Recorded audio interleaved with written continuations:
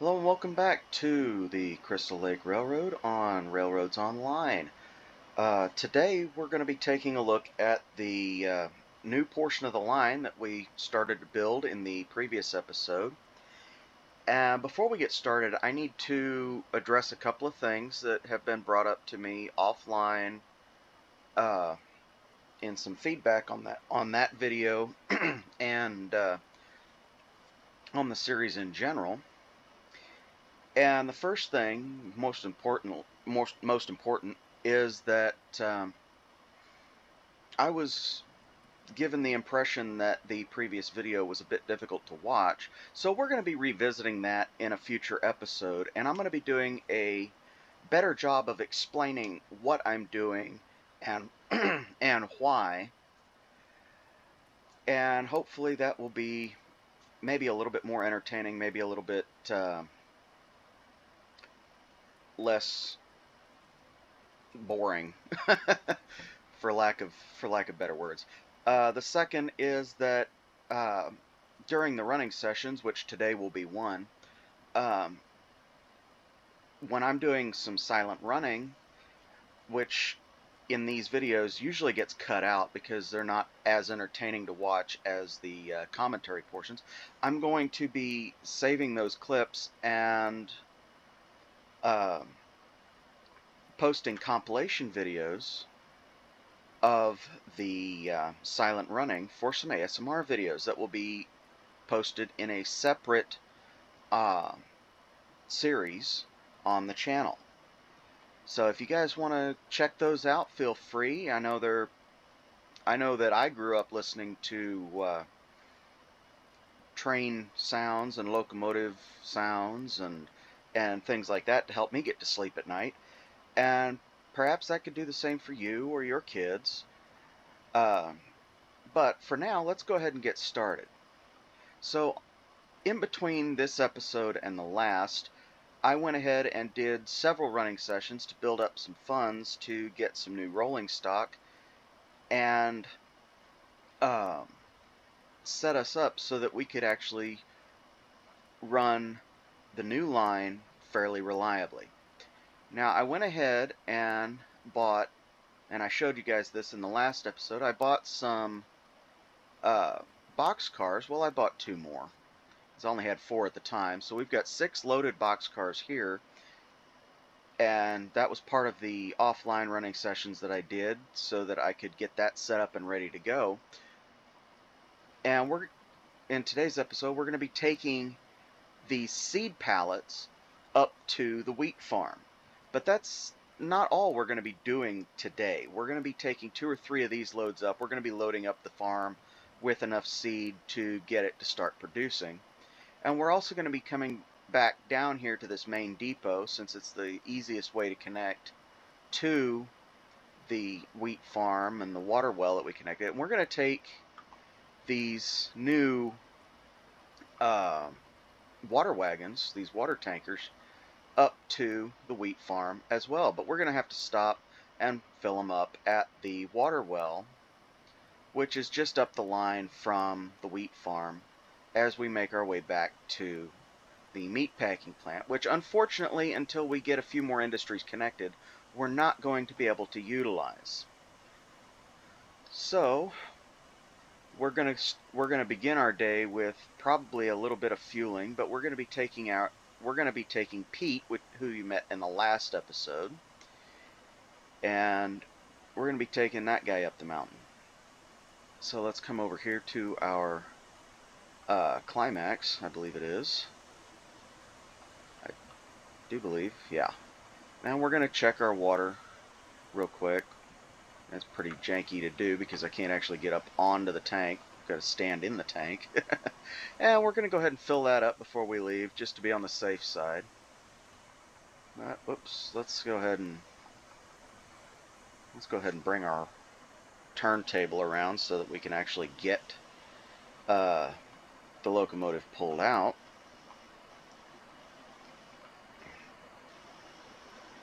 And we'll get it fueled up and ready to go for the day. And I've already run the locomotive a couple of times, and to be perfectly honest, I probably should have been recording my test runs up to the um, top station up there, because it was rather entertaining. I didn't have the tracks located in just the right spots, and ended up derailing multiple times in some pretty spectacular ways. Alright. So you notice this train, or this locomotive rather, unlike the other two that I've got down here, and the two tank engines that I've got at the lumber yard, has a generator. This one actually has electric lights. Now, that is more of a convenience for me than anything, because it means that I don't have to do like what I do to the Mogul and get out and actually manually turn the forward and reverse lights on. I can just go ahead and turn the generator on. But the problem, the main problem is that there are no directional lights in this game, so we're kind of limited to everything being lit up all at once. Here you see we barely opened the regulator and we're already running at pretty much the top speed. But, you know, that's not too big of a deal with the grades this locomotive is ultimately going to be climbing when we get the line from the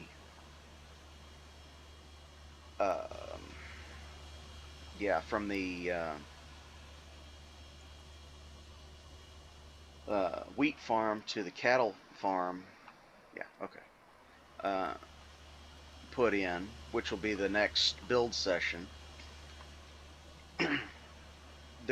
the gearing on this locomotive will provide plenty of torque to be able to get up those grades with a 6-car train, which is our goal maximum for the switchbacks that we're going to have to probably end up building. Now, if I'm lucky, I can avoid that and just make it a continuous line, but we'll see when that time comes as to what we actually do.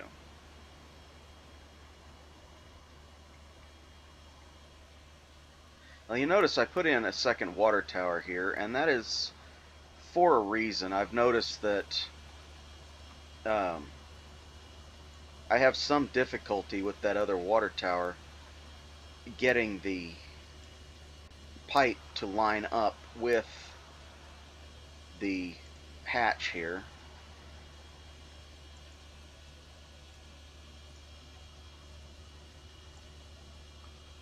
Which that one doesn't quite matter as much. The other one, you have to be absolutely perfect in order for it to work. Now let's see if this is filling, and it is. Okay. So while we wait on that, let's go and take a look at this Mogul. Now, I'm not going to bring it out of the shed, but I want to give you a kind of a comparison as to what we're looking at from the Montezuma, which is the last locomotive that you guys saw running. And besides being larger and having a different wheel configuration, this one carries much more fuel, has a slightly higher top speed of 23 to 25 mile an hour. But we still have the kerosene lamps, and we've also got the addition of red, yellow, and green running lights on the front and rear of the locomotives, the same way as we do the cabooses, which I actually found out in the offline sessions. And you'll notice that the 3 cabooses down here, the one that we're going to be backing up to on the boxcars, plus these 2, all have the running lights on them now, the actual marker lights on the sides there. Okay, let's see how full we are here. Looks like we're good. So we can go ahead and go up and shut that off. And get ourselves started. Oh, if I had known I could do that before, I would have done that and made it less janky. But that's neither here nor there. Usually I just leave it. Bonk. Okay, we're going to go up in here and we're going to open that hatch. That's just a personal preference of mine. That's actually a vent hatch because it gets pretty warm up in those cabs, especially during the summer. Okay, let's go ahead and take a look at our switches, make sure everything's set up real quick so we can get out on the line. Okay. And it looks like it is just about there. Okay. Now we're actually going to making a couple of runs, like I said, to get both of these consists up there, and to get the wheat farm actually producing. And we're going to do those one at a time. We're not gonna mix up a train here and send it up there and have to do twice the work for half the result. Now the way I've got these switchbacks set up, and you're going to notice that here in a little bit, is that I have them set up for 6 cars maximum, and that's 6 cars with the caboose, so 8 actual pieces of consist, including the locomotive, in total. And that'll give us a few feet on either side of the train to spare when we go to shift or go to switch the tracks.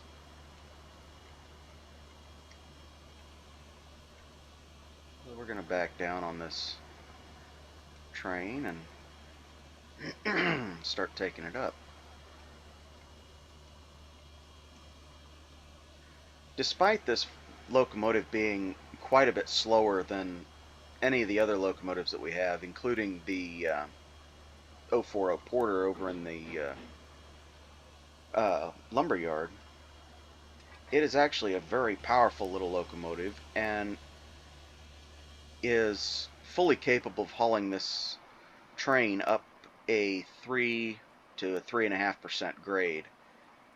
Now, I don't fully intend to make my grades that steep, but if it comes to it, you know, I know this locomotive will be capable of doing that. The the steepest grade that we're going to be on today is 2.5, and if I'm not mistaken, that's not in very many places.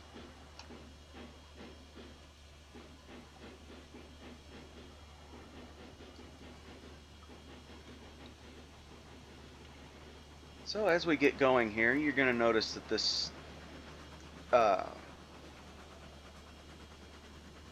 line is actually going to start climbing fairly soon.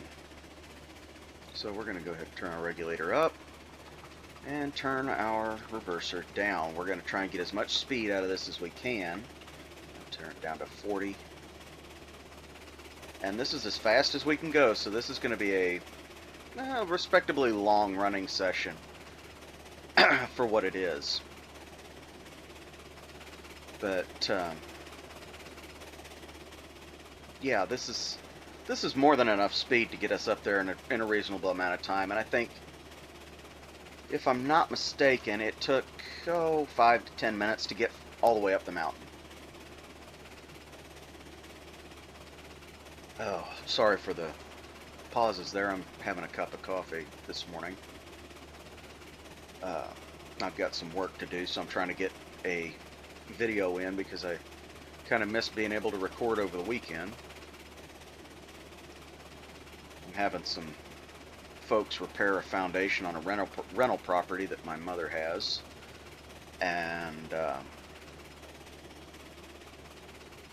they ended up cutting a water line, so I've got to go over there and fix that. And we're also repairing the property, and I'm probably going to end up doing some drywall work. So I've been up since 2 o'clock this morning, and it's going to be a long day because I don't anticipate getting to bed until about 7 or 8, maybe 10 o'clock tonight. Now going downhill, you're going to notice we're climbing at a fairly steady clip, and I'm going to check my switches here real quick. Okay, we're good. We're good for that switch. Going downhill, we can go about 15 to 20 mile an hour, but we're not going to be on the throttle for very long at all on the first leg of the trip downhill. Which is at a steeper grade than this first leg uphill. So the first half of the uphill climb is the second half going down, of course, and it is at a shallower grade. Now, I had originally intended this to be as easy of a climb as I could, which is why this first part of the grade is all 1%, 1.5%. And that didn't quite pan out in making the second half of the climb. And you'll notice a few differences from the build video, which I apologize. That was filmed. That was the second time I tried to film it, and I was already very tired of sitting at my computer at that point. But as we come up to the first switch here, you'll notice we've already made about 45 feet of elevation. If the trees are anything to go by and the buildings in the background are anything to measure off of. We are at rooftop height, so to speak.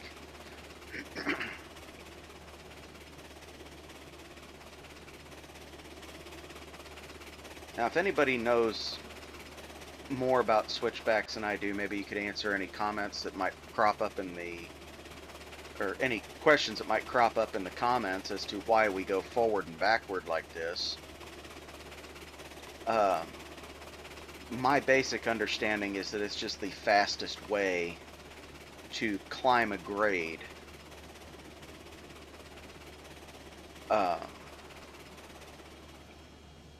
Rather than having to go miles and miles around the mountain to achieve the same effect. So we're gonna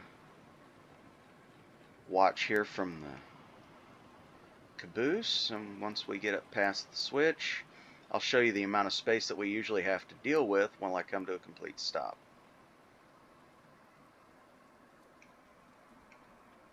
Alrighty.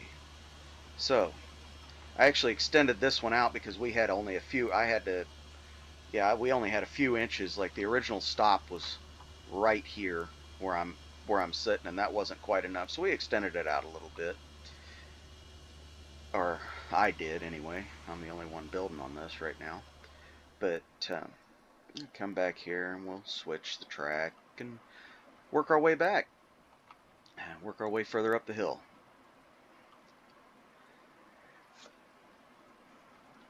But yeah, I suppose we could probably run with a couple of more cars on up the hill, but I really don't want to take too much of a leap on that, because not all of these dead ends are the same length.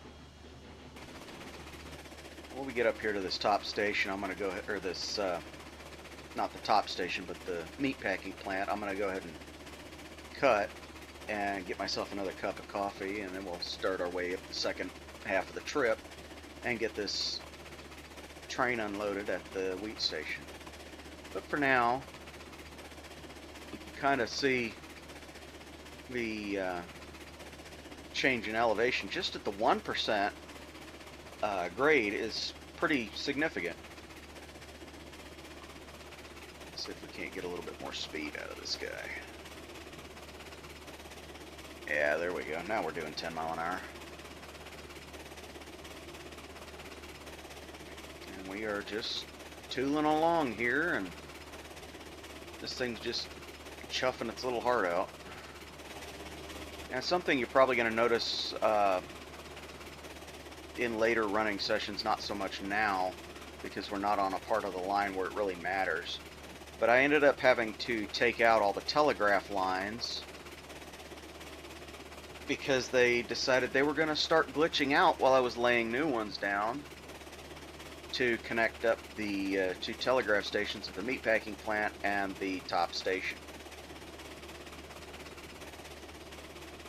And I got fed up with messing around with them, so I just went ahead and took them out and said, to heck with it. They're not necessary. They're just set decoration. But if you play this game and decide that you want them in on your line, feel free to put them in. Just make sure that the lines aren't crossed so they don't actually look as bad as the ones that I did. So we're going to go ahead and switch this. I'm not always going to be using the map. As you saw in the last switchback, I'll get out and switch the tracks around manually. It's not always a necessity that I use the map, and it's just a little bit easier.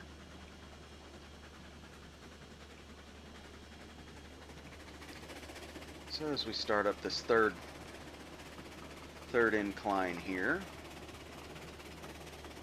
you'll notice that, or you'll see off to the northwest that we're actually pretty high up above the valley floor, but we've got quite a ways to go. And that logging camp, by the time we get even to the meat packing plant at the central, the midway stopping point, is going to look like a little model down there in the valley.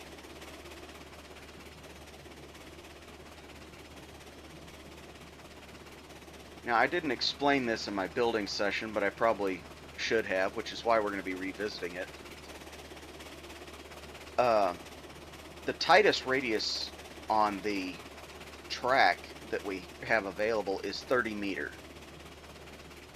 Now, I can't convert that off the top of my head. Somebody smarter than I am probably could.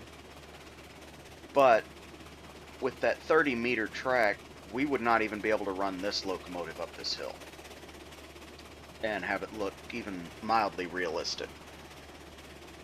So the tightest radius that you're going to see on these switchbacks here is probably 40, between 40 and 60. And 40 is pushing it pretty bad.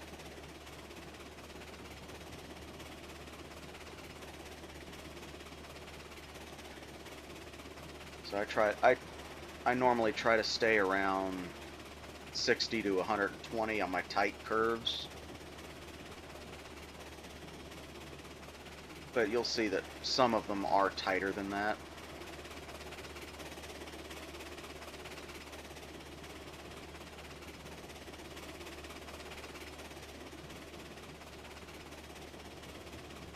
And who knows, we might actually have a spot here that decided to catch the locomotive or the cars, the carriages, boxcars, you know, whatever you want to call them, and derail us when it didn't before, after I tested everything. But that bridge that we just passed over, I actually had to redo because it was just close enough, and you'll see there's very little clearance here. It was just close enough that it was causing an issue as we were going by it on the way up and down. We probably cut out the throttle a little bit too soon there. So we're going to go back to the caboose and come up to a stop. There we go.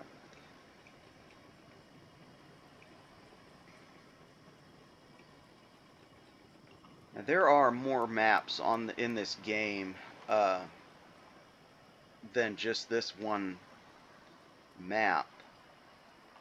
However, oops, that's not what I wanted to do.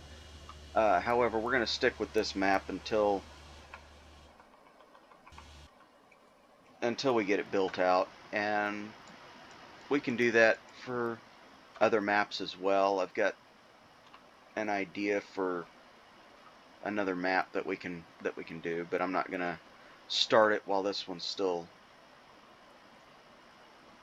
in play here. But this one, unfortunately, does not have any tunnels built into the map, and you cannot actually build tunnels in the build menu. You have to rely on what was put in the map to begin with. So this map and 2 of the 3 others, so only 1 map in this game has tunnels. Only 1 map has tunnels. I know I don't always speak clearly, that's why I repeated myself. So on this next leg, on this little trip up to the meatpacking plant, kind of tell you this is why I should have been recording when I was testing this out the other day, is when we get up to the top of this bridge, as we start over that steel girder bridge that we're going to be passing over here in a moment, I actually lost 2/3 of the train that I was using to test it out. And the reason for that is that I had the wall, the retaining wall, set just a little bit too close to the cliffside. And clearances being what they are, one of the rocks that makes up the cliffside, as you can see the caboose and the boxcars are just starting to pass it now, actually knocked the train off of the rails completely. They tumbled down the hill and buried themselves in the ground. Now, this is not the first girder bridge that we're going to be going over today, but it's certainly no less picturesque. As the sun sets, we're going to come around the corner and go back into the trees, and we've got quite a little bit of a run left here to get us up to the middle station, which we viewed in the last episode. I think I misspoke earlier. I thought it took a little bit less time than this. I thought it only took about 10 to 15 minutes, but apparently it took a little bit longer than I was realizing it took. But that's alright. I'm sure somebody enjoys watching these trains go up and down these mountains. Alrighty, we are up here at the midpoint of our journey, and I've got my new cup of coffee, so we're going to go ahead and start on up the next point of the mountain. But you're going to notice we've got a little town setting here. Now there's nothing we can really do for it. It's more set decoration, but it's fairly nice to look at when the sun's actually up. So we're going to go ahead and get started here. I'm going to go into the map and switch myself over onto the second line, or onto the second leg, and we'll get going.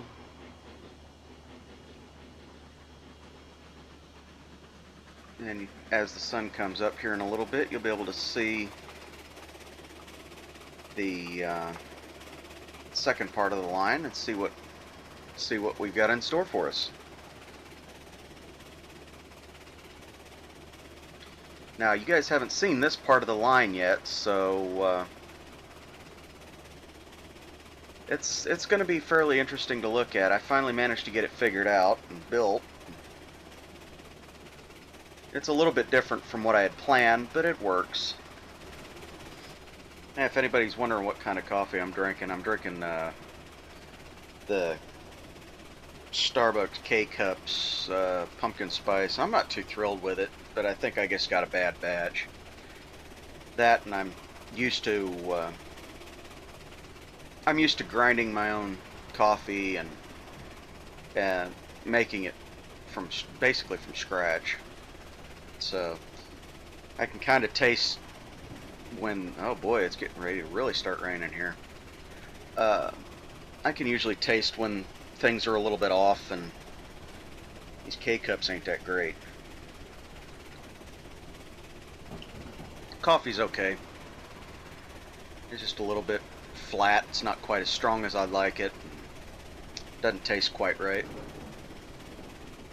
First one I got was, my God, it was horrible. I don't know if anybody has ever had. I know of a few people that have, but if anybody's had soapy flavored coffee, you know what I mean by horrible. My God, this, like I said, I think I got a bad batch because this whole. I'm not thrilled with these K-cups. I think I'll stick to grinding my own coffee and doing it that way.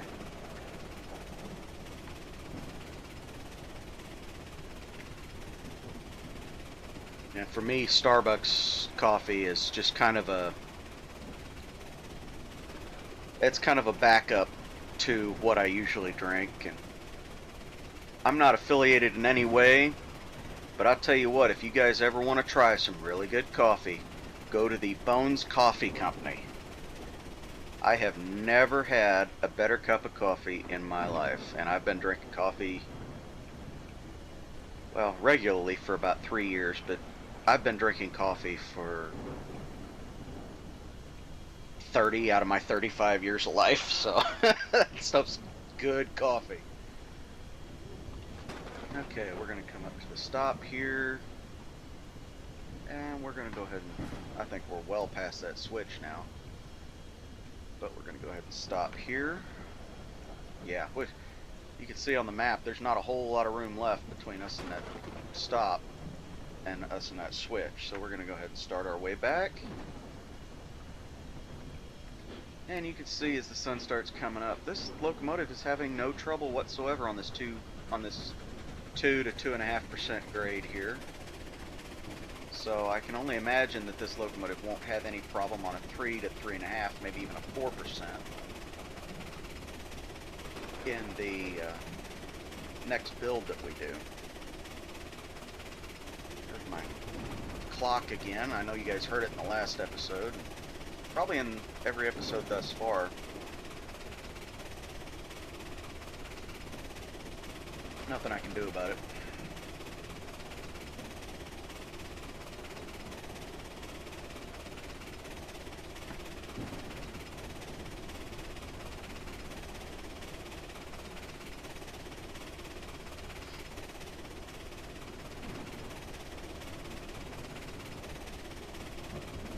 Come around a little hill here, and originally my plan was to go around the back side of this sort of foothill valley here, but what we ended up doing was doing more of the switchbacks to get us up to a point where I could do a loop around to kind of save us a little bit of distance to get us up to the valley that we were originally trying to get to.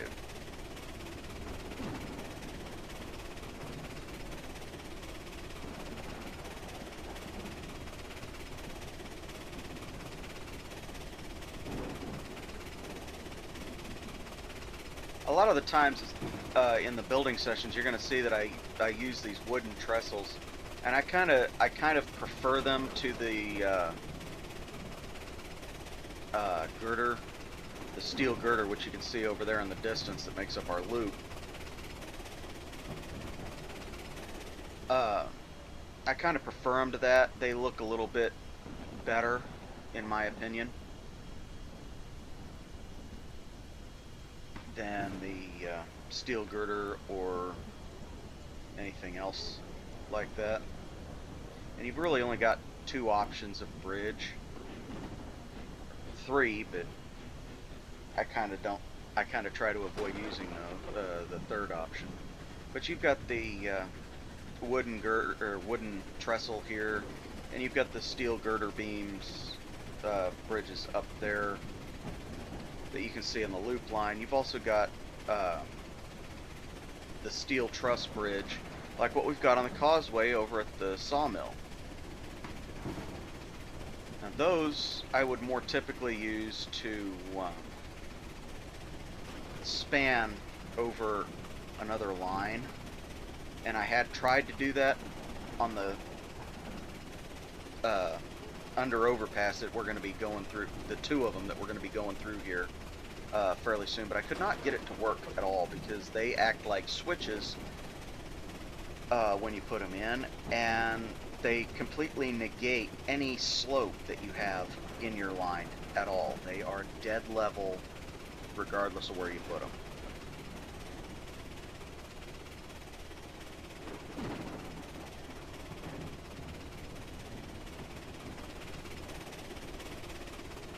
So I ended up actually having to reposition these two lines here that go through this loop. I'd already had them built when I built the loop, and because of the way the physics in this game work and the way the actual track laying process is, I couldn't see where I was at. And I'm still checking to make sure I've got the clearance. Sometimes I just can't be sure.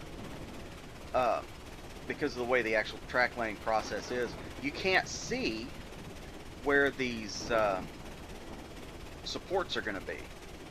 So I actually had to rebuild this portion of the line so that it would go in between those two supports and not get bisected by the tensioning cables in the other portions of the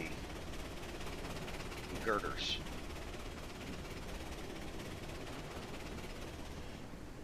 Get back here to the caboose. Go ahead and slow down, stop here on the opposite side of the switch, so that we can switch and start on our last leg on up to the, I think it's our last leg, so we got one more. Oh, that's the regulator, not the brake. We're gonna hit that. We might be okay. There we go. Alright, come back here to locomotive. We almost had a problem. You guys would have liked to see that, right?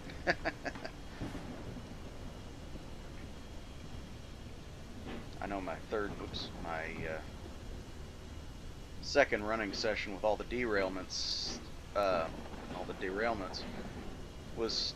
is actually to date my most popular video, so I know you guys like seeing me screw up. You'll notice that I'm not going in like I was with the logs and cut lumber.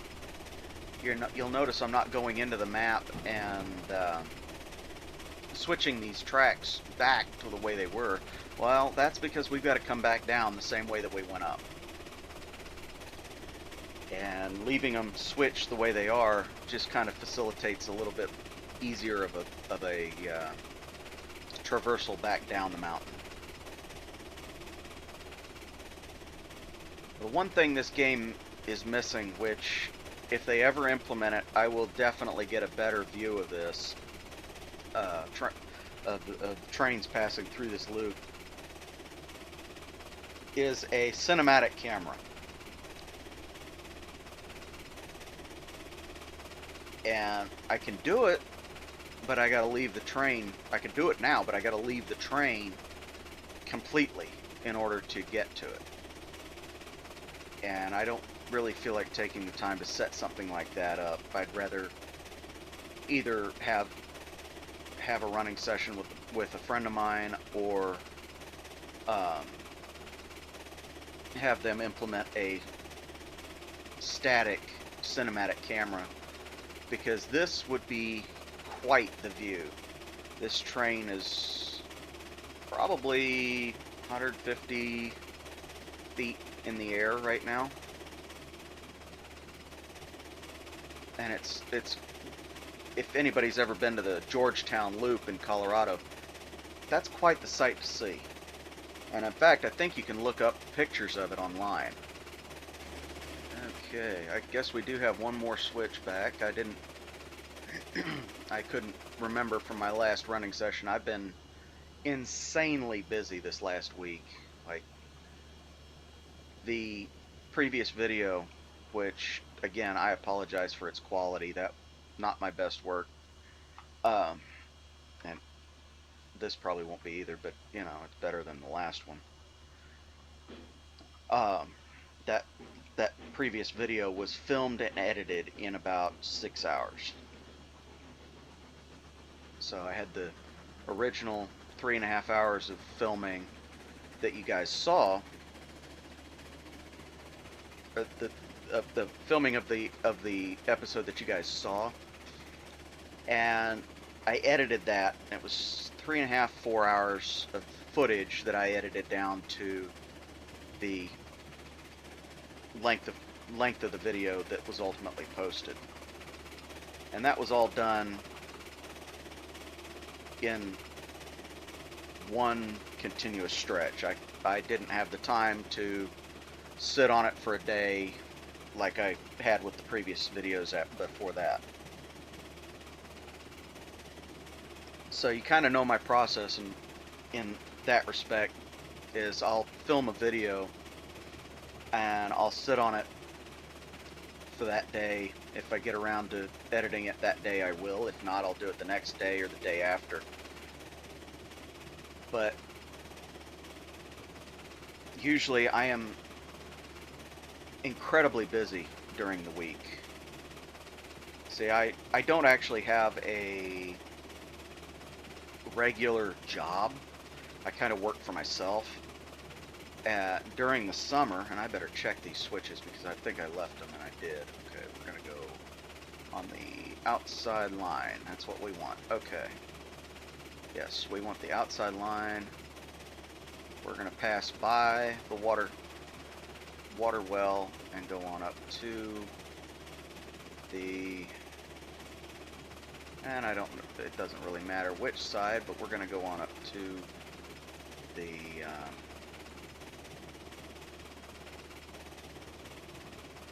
yeah, the wheat farm. So I think we're set up for the outside line the whole way through. During the summer, as I was going to say,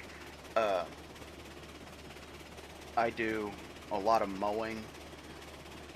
I mow 3 or 4 yards a week, and I help my parents maintain their house and maintain the rental property. And my mother inherited the house that I live at from her father when he died, and I lived with him until he died. So now I'm taking care of that house too, which is sit on 5 acres, and it took me quitting my regular day job to be able to get a handle on any of that.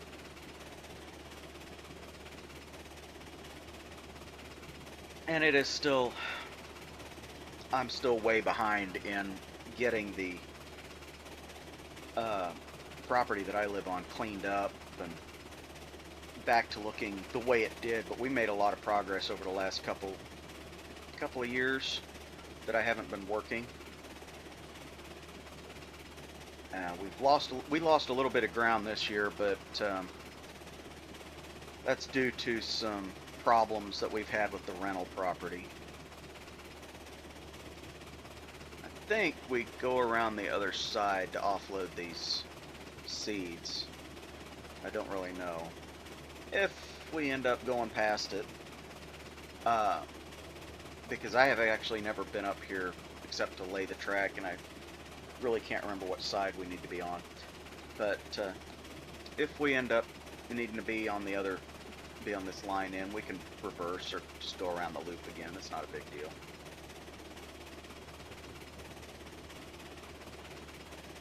But I think we're going to be okay. I think we're going to need to be on the inside line on the other side.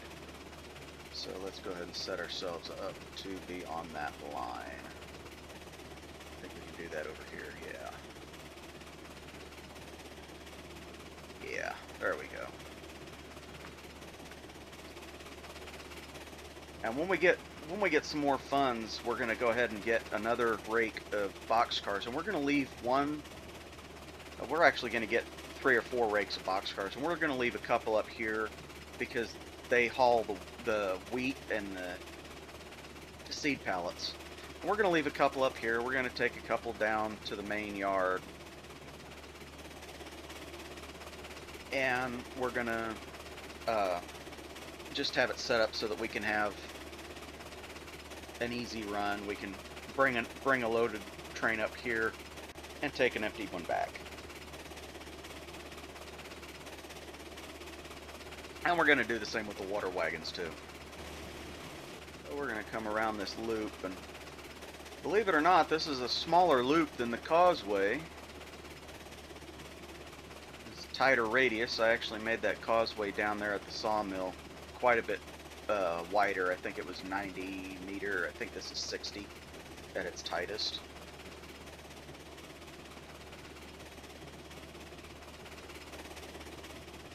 So yeah, this is a smaller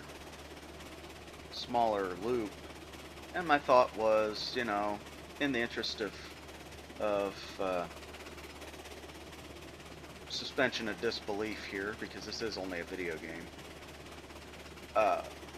I figured the inside of the loop could be used for the actual wheat farming, which this, as I understand it, this game just does not, to my knowledge anyway,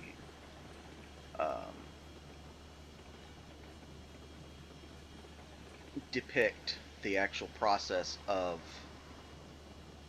gathering the materials. So we're going to come up here, and I was right, we had to be on this side. We're going to come up here and come to a stop right in front of this station, or this platform here, and we're going to unload our seed pallets. Now we got 14 per boxcar that we've got to unload. So when that's done, we're going to move forward.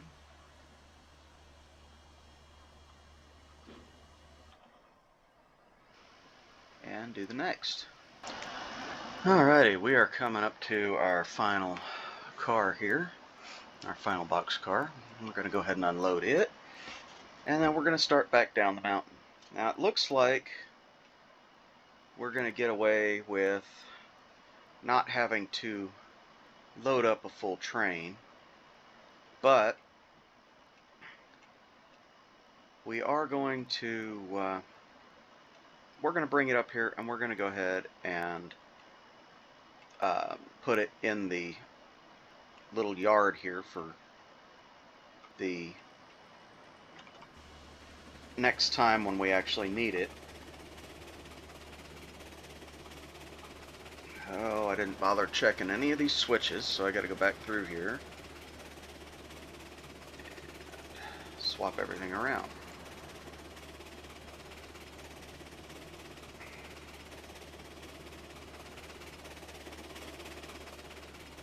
Now the way I've got this loop set up, it's a 2-track loop, obviously, and it's kind of convoluted right here where it comes back together, but that's mainly because they haven't implemented proper crossovers into this game. Something I genuinely hope that they do, because the way they've got the crossovers now, it doesn't particularly work quite as well as what it should, and what is needed for something like that. So let's see. And we'll switch that there, and we are ready to go back down the mountain. So this top station here, eventually I'm going to have a small town built up here too. Maybe we'll do that in the building episode, or the next building episode, so that you guys can see the process for that. See, well, that's a site. See what goes into building a little town.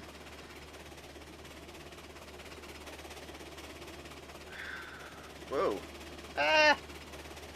It helps if I try to use the mouse with the correct hand instead of holding a cup of coffee.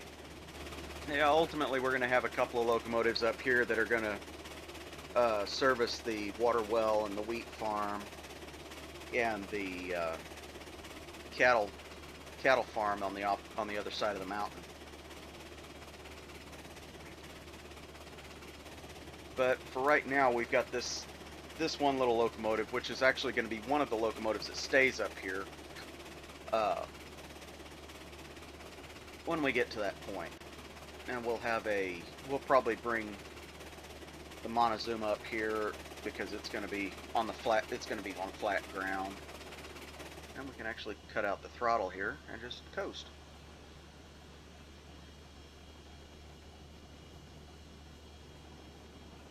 But we'll have to, if we bring the Montezuma up here, we'll have to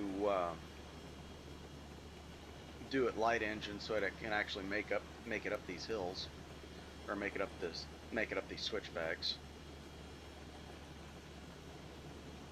Now I am on a bit of a time crunch today, so this episode's not going to be as long. It may be filmed in 2 parts like the last couple episodes were. Or it may just be this 1 or 2 runs up and down the switchbacks here. But that remains to be seen, because I really don't know how much I'm going to get done before I have to leave. The people that are doing the foundation work at the rental property are supposed to be over there about 8 to 8:30 this morning, so we'll get a couple hours of recording in this morning anyway.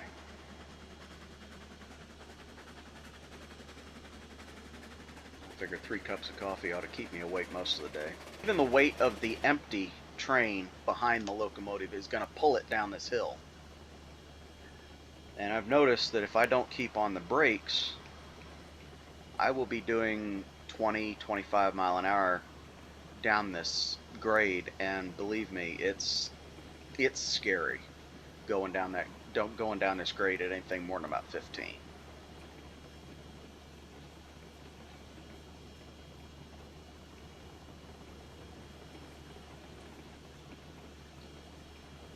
And I said I should have been recording when I was testing this out. I should have been recording the other day when I was doing an off-camera running session. I told you guys that in the last episode that the Mogul wanted to tip over, going around some of the curves over there by the sawmill. Well, I ended up getting it to happen. I figured out how to get the locomotive to run its top speed, and sure as I'm talking now, it decided it was going to just tip over as it went around a corner, rolled 2 or 3 times and settled on its roof. So that's definitely the largest locomotive that we can run on that portion of the line. But that is not to say that it's the largest locomotive that we're going to see running on that portion of the line. It's just going to be the largest locomotive that we can run on that loop.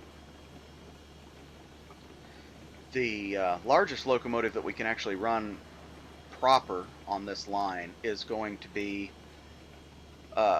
seen later in the game, or later in the series, as we get more industries connected and track built. And there's 2 locomotives. There's one here. I'll just show them to you here real quick. That's not what I want. Nope, that's not what I want either. There we go. Okay, so the 2 largest locomotives that we're going to have are currently locked at my level. But we're going to have this behemoth here, which is actually based on one of the locomotives, if not multiple locomotives, on the Denver Rio Grande Western, and the if I'm not mistaken, the Cumbres and Toltec as well. I could be wrong on the latter, but I know they've got at least one of these on the Denver Rio Grande Western. And we're going to have at least one of these on this map, and we're going to have 1 or 2 of these guys. Now, I've never actually seen one of these, and I don't know how well they run, but I do know that most articulated locomotives are very powerful. So we're going to have a combination of those two uh, locomotives running on portions of the portions of the line that are fed by that central station, and we're also going to be running a couple of these larger locomotives as well. But you can see we've got our climax here, which is what we're actually running, and we're going to go ahead and get the Heisler later, and we're probably going to come back here at, whoops, that's not quite far enough. We're probably going to come back here and get our little Shay as well, just to kind of have the complete set. And apparently in the time that we've done that, the sun has gone back down, so I'll go ahead and start back down the mountain and just do some silent running.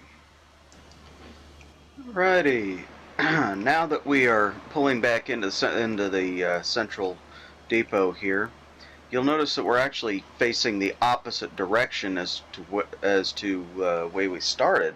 Whoops. And the reason for that is because we took the loop line up there at the top station to get around the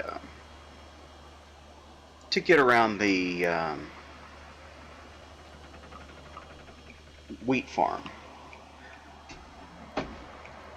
So it's not exactly the most realistic loading scenario here, but yeah, after I get this loaded, I'm going to go ahead and turn the locomotive around. We're going to push this train back up the switchbacks.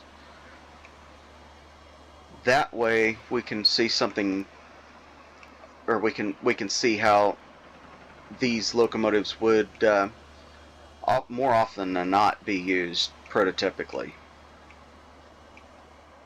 So I will get back with you after we get this train loaded, and we'll get going. Alrighty, since I went ahead and got the locomotive turned around, we're ready to go back up the mountain. But I've got to go for right now, so I'm going to go ahead and cut this recording here.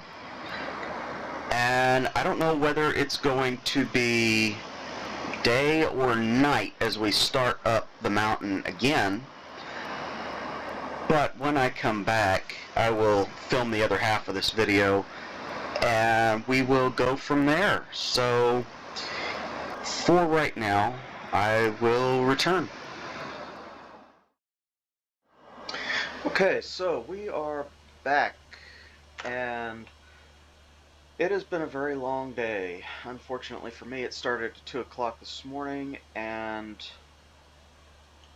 I did end up having to get a little bit of sleep about midday. But we are back with the episode here, and as the sun's coming up, we're going to go ahead and start our way up the track, back up the mountain.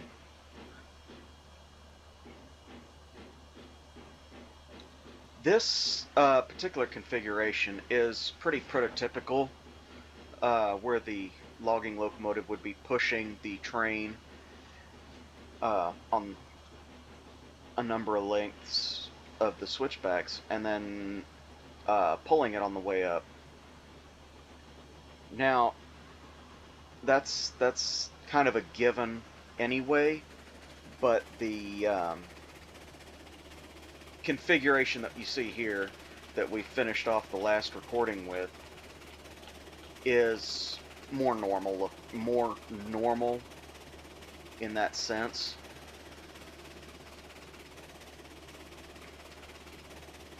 And this is going to be the second load, and I did a little bit of thinking in between recordings, and I think what we're going to do is we're just going to drop this train in the yard there by the wheat farm, and we're going to come back down. We're going to run light engine, and we're going to come back down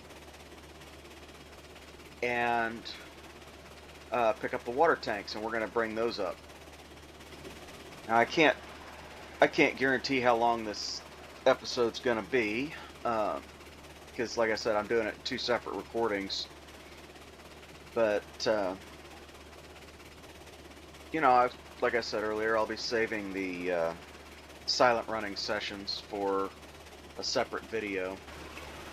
So yeah, I did not realize that I could shut off my mic in the previous 2 recordings. So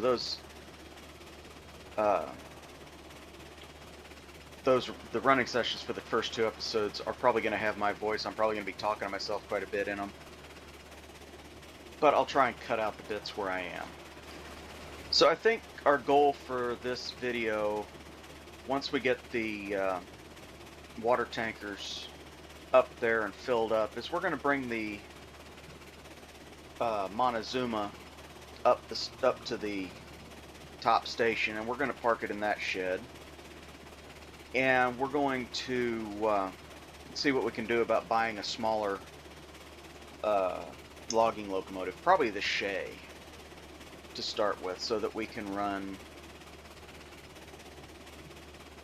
that locomotive up and down the switchbacks as well on different runs.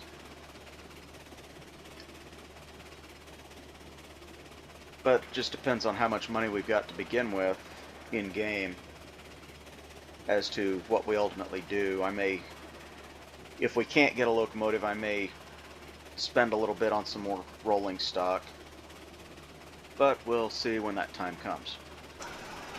Alright, so we have reached the top station, and we're going to go ahead and run on the middle line over to the yard there by the wheat field. I've already got all the switches set, so we should have a clear run right into the siding that I want to put these in. Now the reason we're not unloading them today is mainly for the fact that these 6 cars almost loaded it to begin with, and I really can't put a 7th car on to make sure that the holding area fills up. But we will be primed for a load to be unloaded when the wheat farm actually begins producing wheat and hay. So it usually takes 2 to 3 loads for everything to fill up completely. So two to 3 loads in will fill up the output side of the industry. So we've got our 2nd load here. We'll probably need 1 more before everything's filled up. And then we can start taking the finished product down to the depot at the central portion of the valley there. But we're going to ride along with the caboose for a little while until we get up here to where we need to be with the switch for the station, or not the station, the siding, so that we don't run in too deep and end up derailing the train.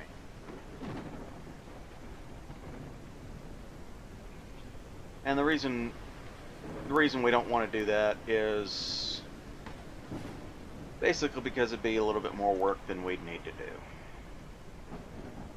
I know you guys might like to see it, but I'm not going to deliberately run a train so deep into a siding that I derail the whole thing. It's just not something that needs to be deliberately done.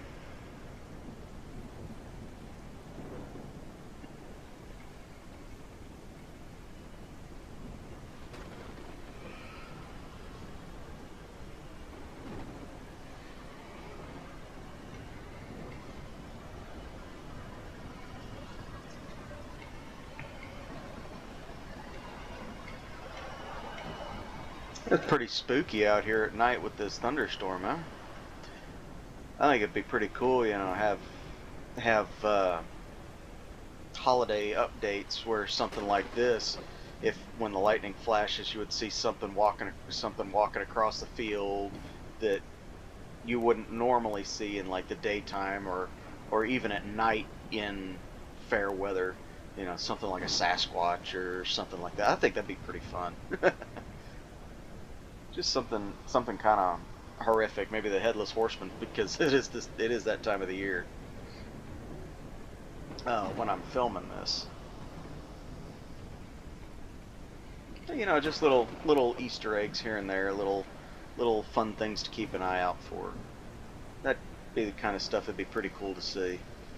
Okay, so we are coming up to this little yard here, and I'm going to go ahead and let off the regulator, and I'm going to set the full reverse to, or I'm going to set the reverse to full reverse, and we're just going to coast right on into this first sighting here, and hopefully we can see the stop coming up here soon. Like I said, I don't want to run directly into it. Yeah, we got a ways to go. We're watching it with the lightning. I think about the time we see it, if we were relying on the lights on the caboose, would be just a little bit too late to really stop easily.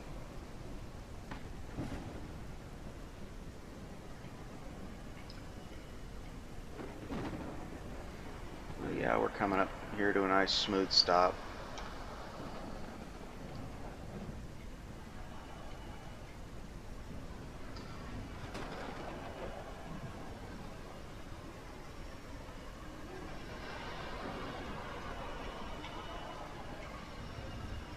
And there we go. Alright, now I'm going to go out and I'm going to set the brake on the caboose after I detach this coupling here.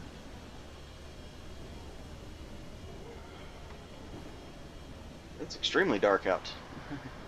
I gotta have the lantern. Now you'll notice as we go by these loading docks that I've got them lit up. And the way you do that in this game, since there's not really any lighting to speak of at the loading docks themselves, is when you go into build mode in the decorations menu, they've got an option for a lantern, not too dissimilar to the one I carry around as my character carries around. And they actually do work quite well as markers for where to stop the cars. And what I'll do is I'll line them, if it's an unloading dock, I will line them up with the corners of the dock so that I can stop the car right in between them. And if it's a loading dock with a crane, I will stop it, or I'll position the lantern right in front of the crane so that I can stop with the center of the car lined up with the crane. Now with those box cars, it's not quite as easy to see as it is with other pieces of rolling stock, like the stake cars or the bulkhead cars or even the flat cars.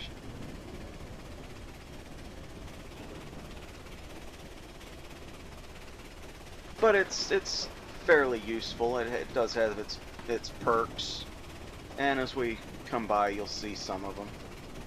I think I've done that on all of these. I don't know if I did them on the meat packing plant, but you'll see that I've done them on the outlets here. I've turned the lights off so you can see them.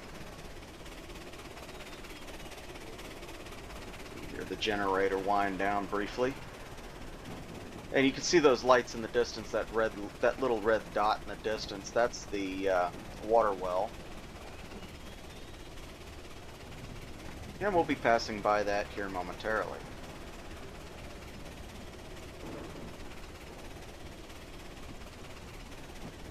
And I think we're going to go ahead and pass on the outside line. And yeah, everything's set back up so we can just keep going on this line here and we'll be fine.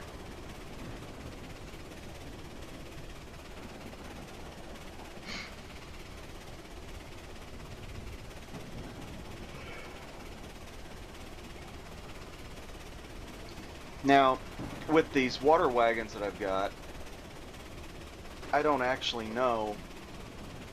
Um,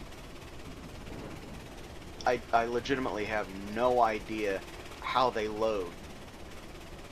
I mean, you know, logic would dictate that they're top loading, but from what I've been reading on the community page on Steam where this game is available, and from just looking at the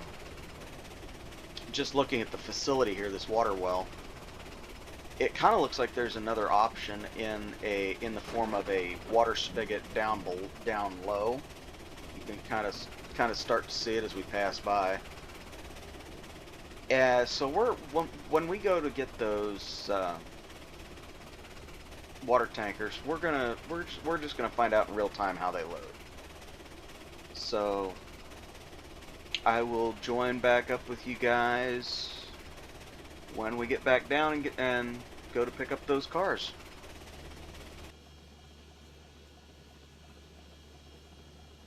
Okay, so I'm gonna jump in here real quick and say that I think what I'm gonna do is I'm gonna go ahead and put the Climax here into this roundhouse over here,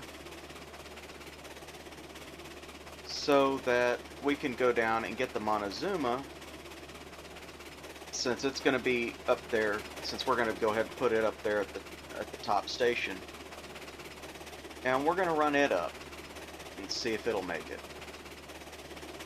Now it should be able, under load, to make it up this first set of switchbacks.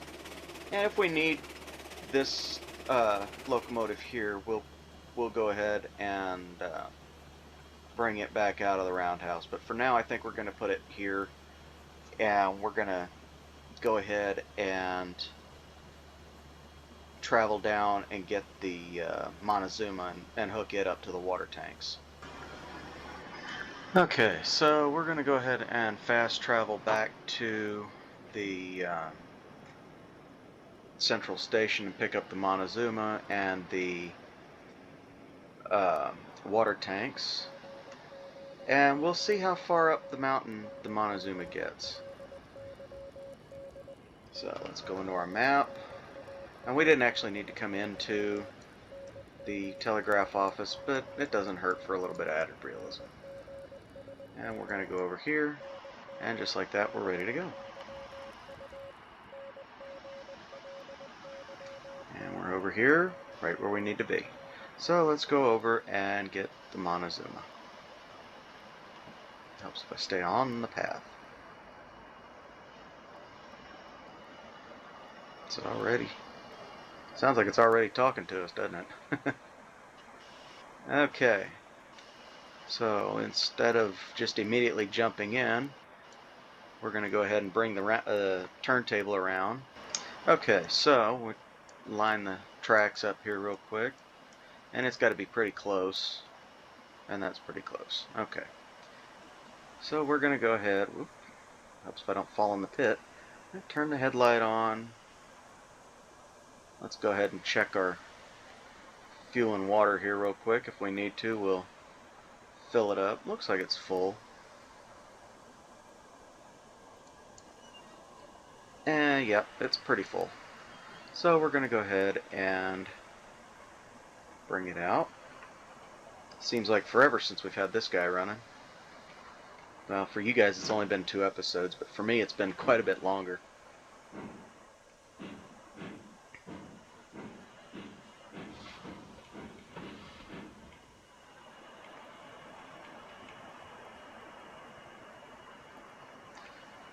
Okay.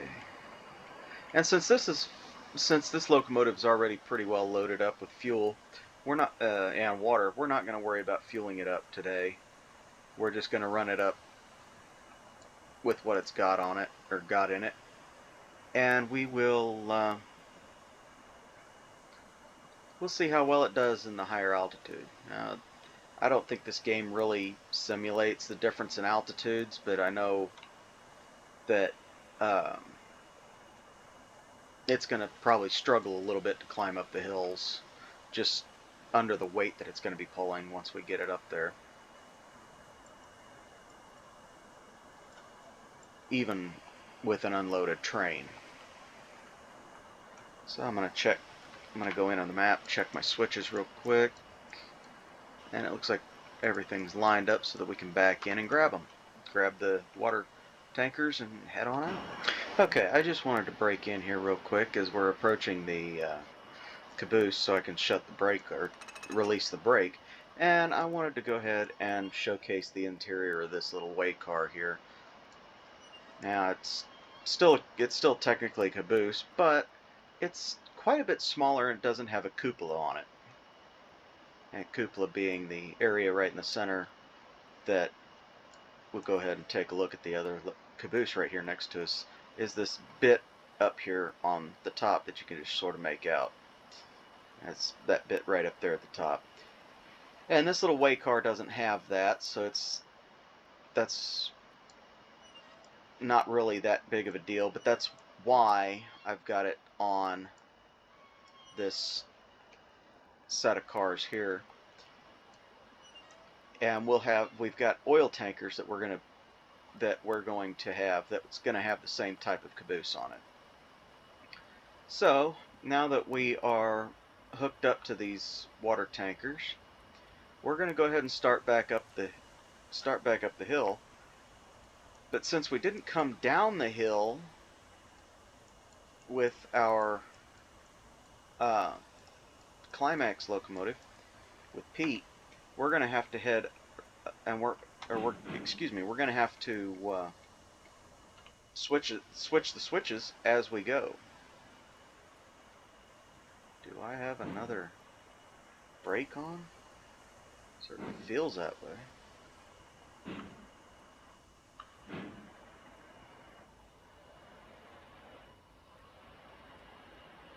Shouldn't have, but maybe I do.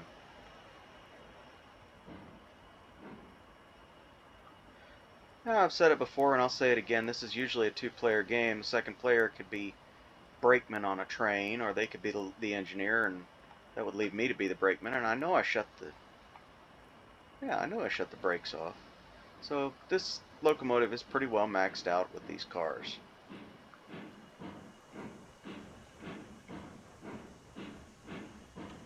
So we might struggle to get up this hill a little bit, but we'll see.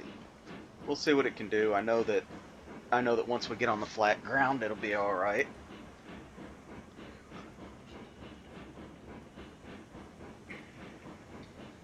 But this is going to be a little adventure in and of itself, and it looks like the sun's starting to go down, so we might end up taking a lot of it in the dark. Now this line does climb at a steady grade, and I know I said in a previous episode that this Montezuma should be able to scale this first set of switchbacks with relative ease. And I said that with some confidence. But having seen how it handles these water cars, I'm not quite sure it's going to do it. But we'll find out. If we have to, we'll get the Shay down here, and it looks like we may end up having to. But we'll get the Shay down here and pull this guy up.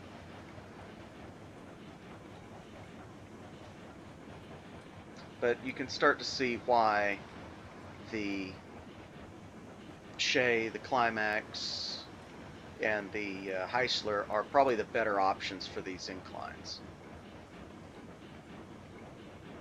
I said Shay a minute ago, I meant Climax.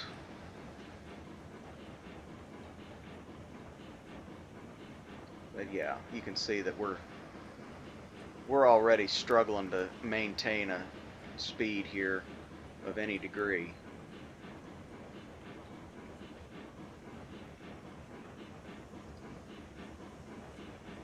And we're maintaining about 6 miles an hour. But if you've been following along, you'll notice that this is, we're slowing down now. But you'll notice that this is certainly struggling a lot more than the Climax did. And we're hauling the same number of cars. So this locomotive is not really set up to be able to handle this slope. Whereas it seemed like, you know, it would seem like the other one just took it in stride. And you can kind of see why in logging railways and heritage railways that are based on them, that use switchbacks and use steeper grades. They don't use this type of locomotive. They use the greatly geared down locomotives that are more built for torque than they are for speed.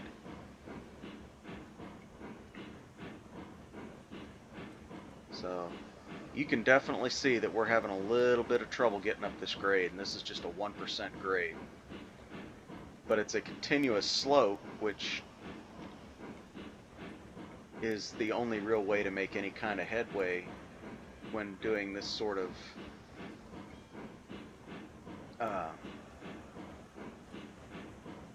climb. That's the word I was looking for.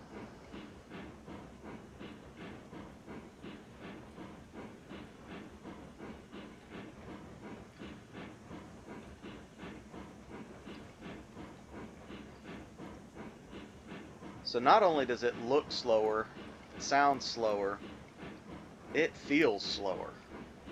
And you can definitely tell, if I wanted to, I could get out and run or walk and beat this thing up the mountain. But I'm not going to do that because that wouldn't be the safest idea in the world.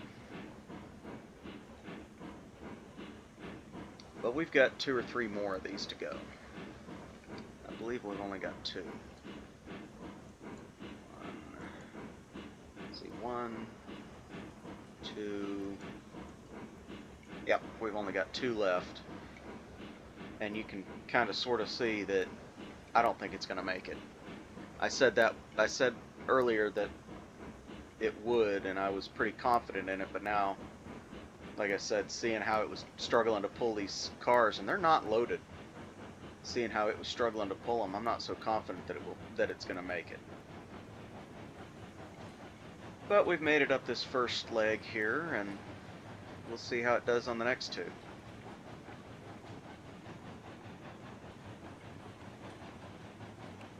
So I'm going to go ahead and shut my mic off again, and we'll do a little bit of silent running.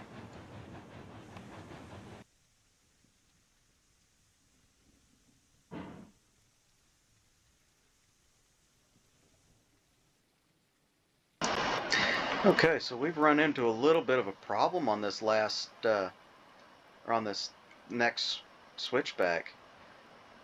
We actually don't really have the power to get up this small incline. So what I'm doing is I'm going to go ahead and roll back until the caboose reaches the end of the line here, and we're going to get a little bit of a run at it. Now, I like to try to slowly start these trains so that they don't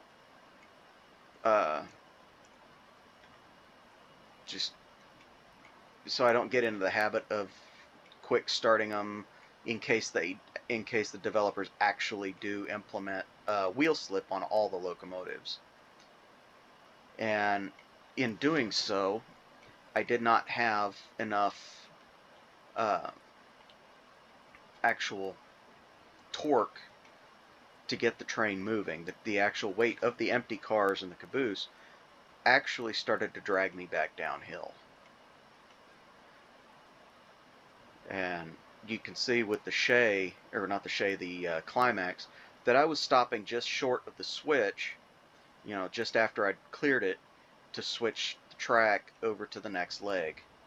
And I did that with this locomotive on both occasions, the previous leg and this leg. And it ended up backfiring on this leg. So we're going to see if we can't get a little bit of a run at it. Here we go.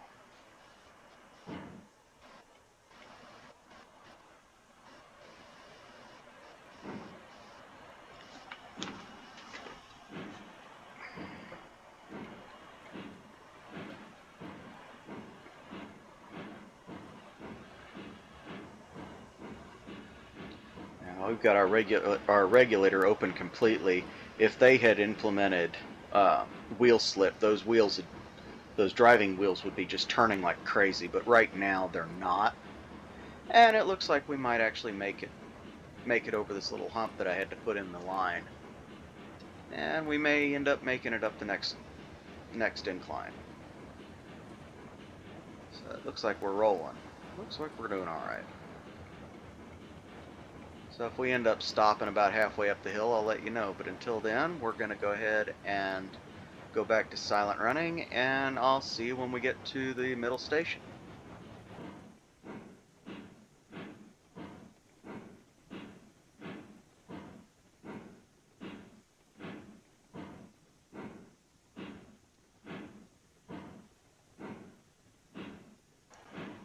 I just wanted to break in here and say that I don't think we're going to make it. So, once this thing comes to a complete stop, and I'm going to try and get as far up the hill as I can here. This is actually a portion of this particular leg that is a little bit steeper than 1%. I think it's 1.5%, maybe 2%. And as you can see, this locomotive just does not have the ability. Yep, there we go. Set the brake. It just does not have the ability to get up the hill. It's not exactly what I had planned, but you guys like seeing me screw up sometimes, don't you? So here Pete comes to the rescue. I know the title of this video. Okay. Let's go ahead. Move ourselves around. Oops. Go the right direction here.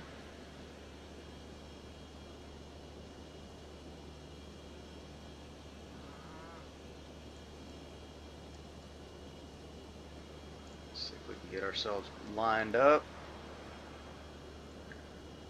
See, even that'll derail me. So there we go. Okay. Now, let's go ahead and... Come on, Pete. Thank you. Go ahead and back our locomotive up and get everything set up so that we can head just right out as quick as we can.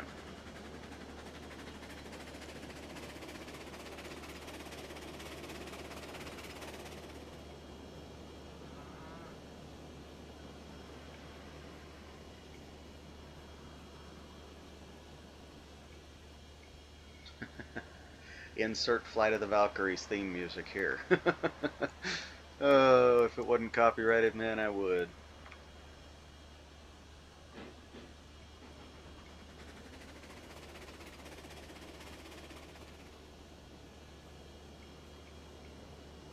I don't know that it is copyrighted, but it doesn't matter. I'm not going to chance it.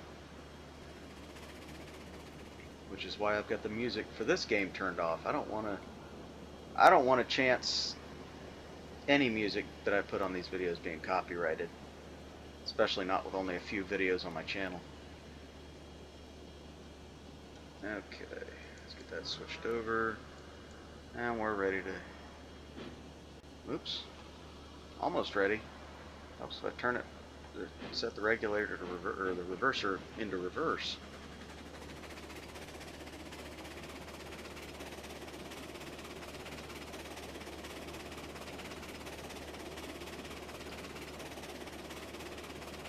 So why didn't I just carry on using this locomotive? Well, I needed to demonstrate that a standard geared locomotive, much like the Montezuma, is not actually set up to climb steep grades. Now the Montezuma itself is pretty underpowered and really can't get up even a shallow grade over a short distance, it struggles on the log line, which is why I'm bringing it up here to run on the the line between the wheat field and the water well.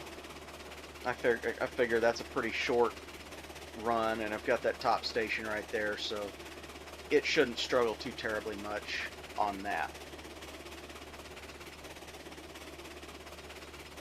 Whereas something like this, you need an extremely powerful locomotive. Not so much fast, but a lot of torque, a lot of effort that it can put to the wheels to get a train moving.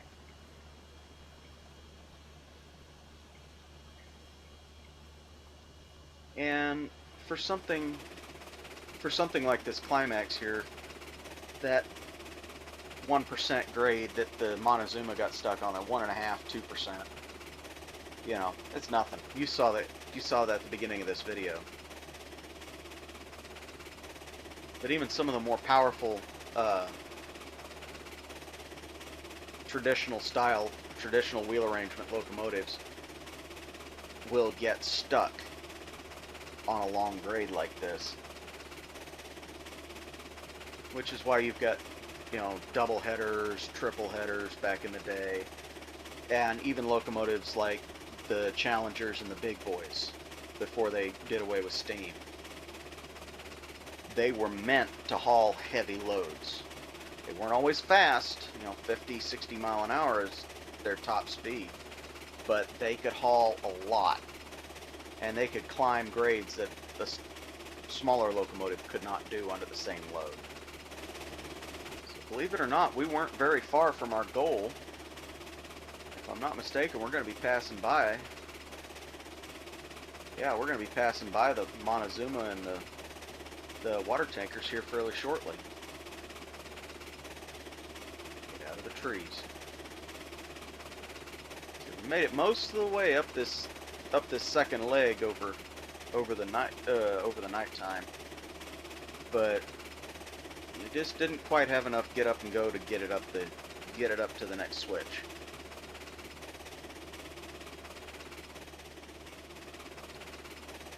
But that's okay, because we had this locomotive. If we'd hadn't bought this locomotive when we did, we'd have a hard time getting anything up and down these switchbacks. Because the only locomotive with a short enough wheelbase to traverse some of the curves was the Montezuma. And as you can see, it didn't make it.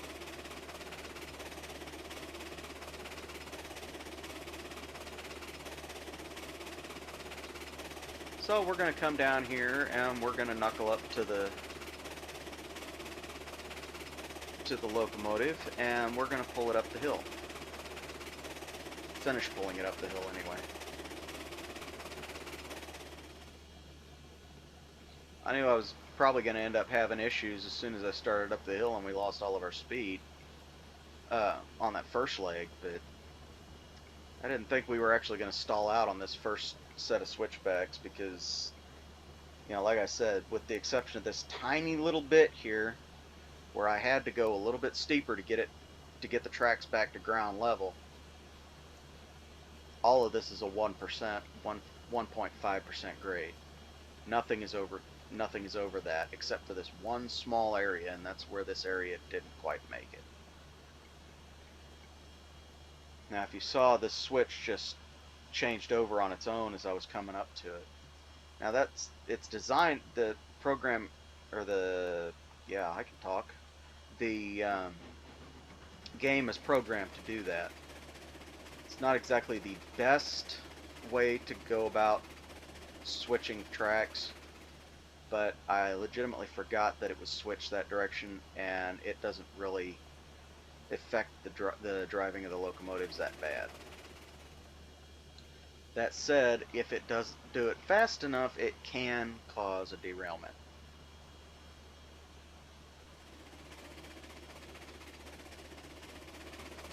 I just hope with 2 locomotives on this train we've got enough to, or we've got enough length on the dead ends to clear the switch, and we don't have a massive catastrophe getting up the hill.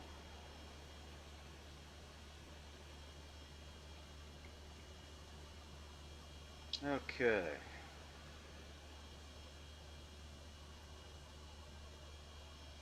Bring Pete in a little bit. Just let the wave the locomotive take him down. Whoa. Whoa, mule.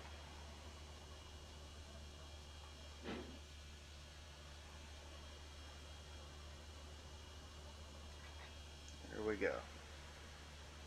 Okay.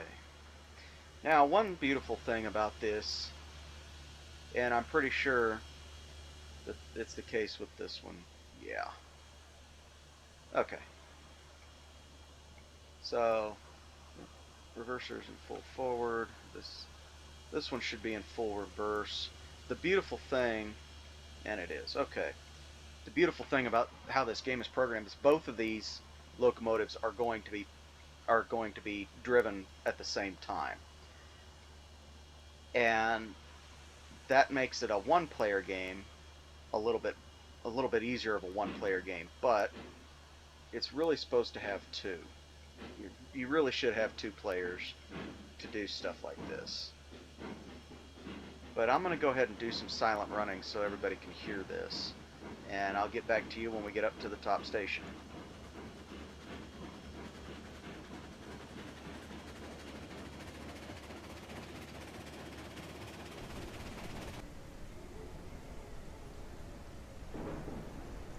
Okay, so I just wanted to break in and let you guys see something. And this is one of the shorter dead ends that I've got. You can see how far away I am from the switch face here. And we're going to go back to the locomotive, or to the climax, and you can see how far away I am from the bumper stop there at the end of the line. That is why I don't put 8 cars to a train, or 7 cars. This is the absolute longest train that these switchbacks can manage, for this one reason alone. So I just wanted you guys to see that, and that way there would be no real question as to why I didn't put any longer trains up this track. But so far the climax just seems to be taking this all in stride. It doesn't really seem to act like the Montezuma's even there. So we're going to go ahead and head on up the mountain, and I'll get back with you when we get back to the top station. I just wanted to go ahead and show you that. Alrighty, as we approach this top station here, we're going to go ahead and turn the Montezuma loose, and we're going to put Pete off into a siding so that we can get his tank refilled here in a little bit, and send him back down the mountain. And the Montezuma is going to stay up here. The Montezuma is going to be running water and boxcars to and from this yard right here to maintain and service the wheat farm. So with that,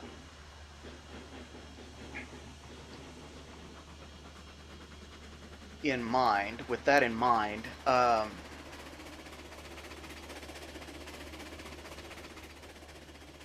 we should have a regular service locomotive up here, and we'll probably still end up getting a Shay or the Heisler at some point to use as a second locomotive up here. I'm just a little bit short. There we go. And we're going to switch this guy right into the yard.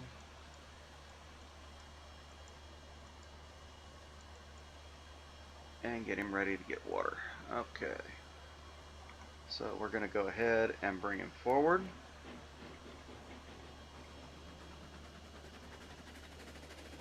And the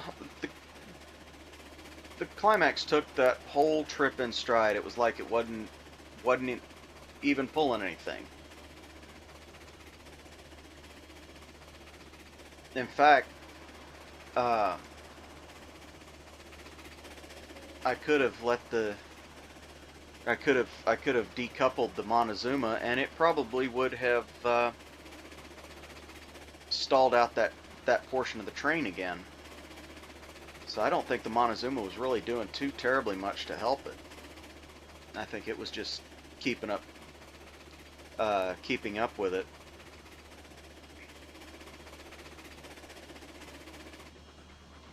Oh, well, I wonder what happened here. I wonder what happened here. Well, it was switched the correct way. That happens from time to time. Yeah. Pete did what he could, and then he derailed. Sorry, Pete. Okay, now we need to be over here.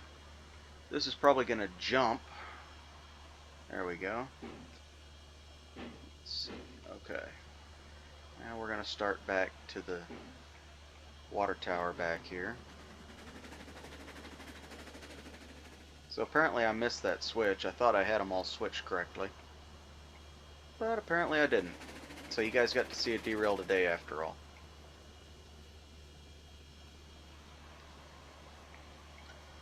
So we're going to pull up here to the water tower, and we're going to stop the locomotive. In the correct spot. And we're going to leave him parked here for a little while we run the Montezuma on up the line to fill up the tanks with water.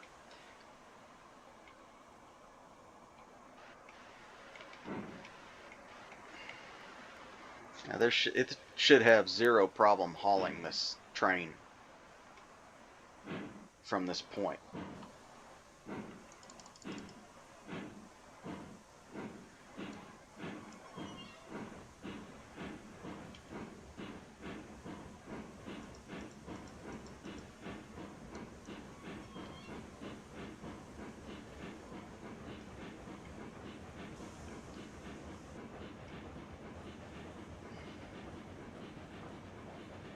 But you can see it does take a little bit to get it moving.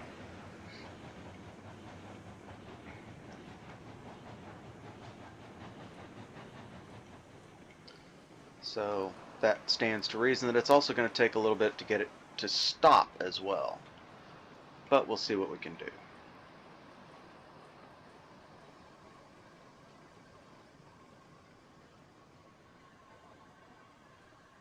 Oh, yep, it's a little too far. So we'll go ahead and back up.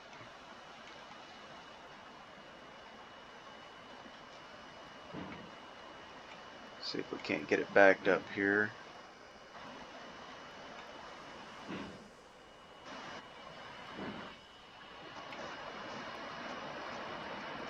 And there we go. So let's see what we can figure out about this, because I've never used this before. No admittance, staff only. Well, shoot. Oh well. I don't think I count anyway. Well, I guess that's what we're going to have to do.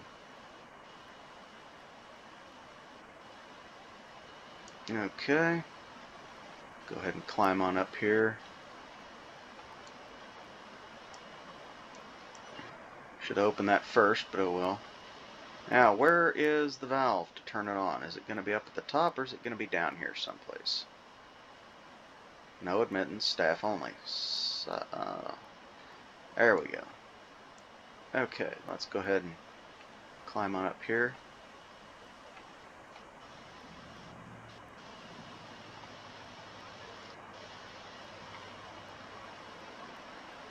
Well, it seems to be doing something. I don't know if it's actually loading in or not. So let's go back, get back in the locomotive and see what's going on. Oops. Yeah, it's filling up. So we'll go ahead and...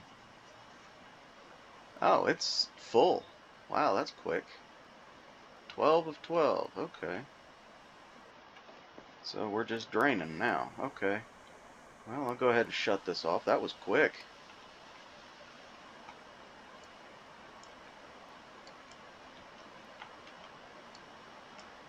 Okay.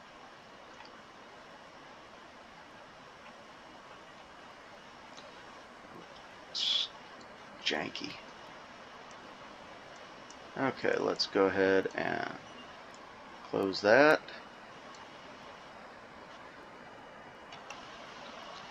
Let's just leave that right about there. Is it filling back up? I would think so. Yeah, it doesn't even look like there's hardly anything in it. So this is going to be one of those things that we have to load and probably unload manually. So let's go ahead and get to the next car. That's not what I want. There we go. Oops. Yeah, it is filling up.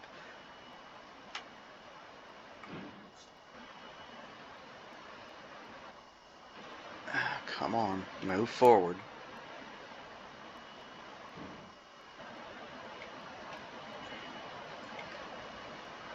The fact that it's struggling on level ground kind of worries me. I think we might have brought it up here for nothing.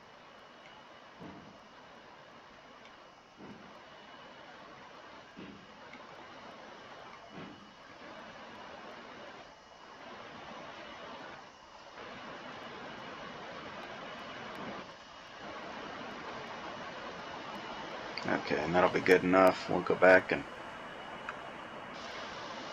get this opened.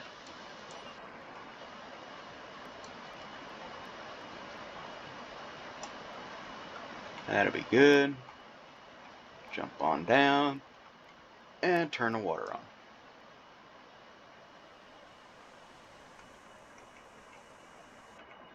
Figure out where we're at. Oh, it does fill pretty quick. Okay. 12, alright. So it's already full. That is pretty quick. Let's go ahead and shut it off. So that's actually pretty nice that it's filling that quick. I didn't think that it would actually do that. I figured that it would take quite a bit longer. Mainly because the locomotives take longer than that to fill up, but they're also filling up several thousand gallons.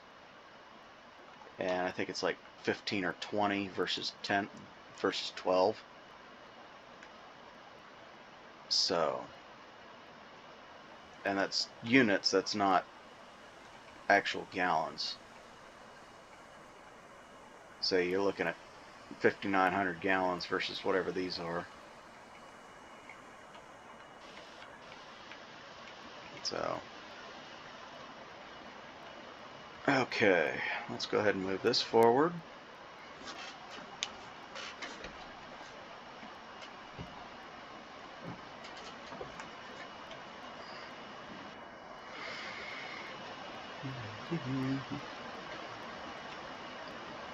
They're all open. So go ahead and... Oh shoot. Here we go.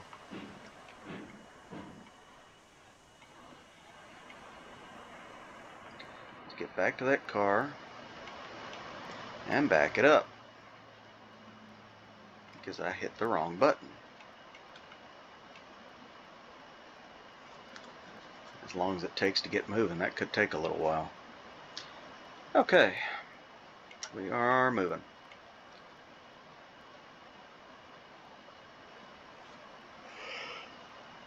You wouldn't think these things weigh so much. I mean, they're just made of wood and a few bits of metal. I imagine it weighs quite a bit more than it looks like it would. It'll hold that much water. It's got to be strong.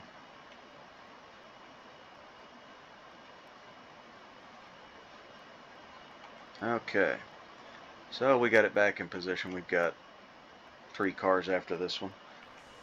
So now that we've got it figured out, I'll go ahead and cut this out and we can catch back up when I get it loaded. Alrighty, we are back. And it looks like we are ready to roll. Now I did figure out that I could look actually at the car while it's loading from the ground. I did not realize that I could do that. I didn't see that option with the first 3, but I found that out as I was loading the 4th one. So that makes loading that a little bit easier. So we're going to see how easy it is to unload these now. And I did notice as I was filling this train up, that this locomotive is tragically underpowered for this, so it may end up back down at the central station as just a nice little roundhouse queen. As you can see, we're not even really doing much of anything. Okay, time to go get Pete. We're going to get a stronger locomotive for up here. We're definitely going to get a stronger locomotive. I think the Montezuma is just going to be a nice little roundhouse queen for down at the central station.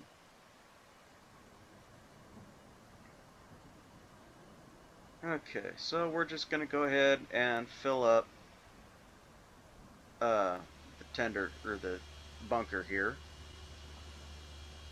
And we're going to go ahead and, come on, get over there. This is really janky. Yeah, we got to get that filled up quick.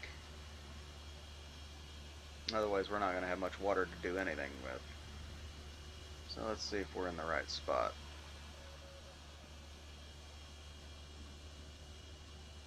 That might work.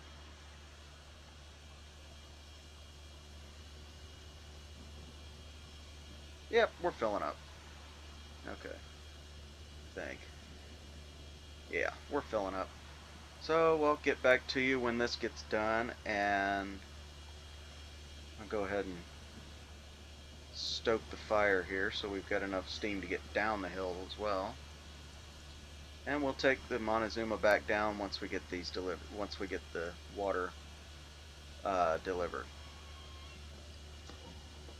And I think that's going to be it for the episode, outside of buying a new locomotive, if we can. So we will see. Okay, so we're going to go ahead and get Pete brought around and hooked up to the Montezuma. And we're going to do what we need to do to make this work. Get this switched over, so we're going to go past the Montezuma and come back. We're going to have to go past the Montezuma to come back.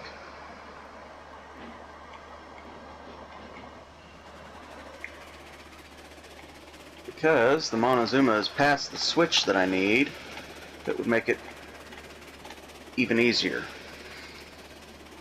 But I'm too lazy to back the Montezuma up.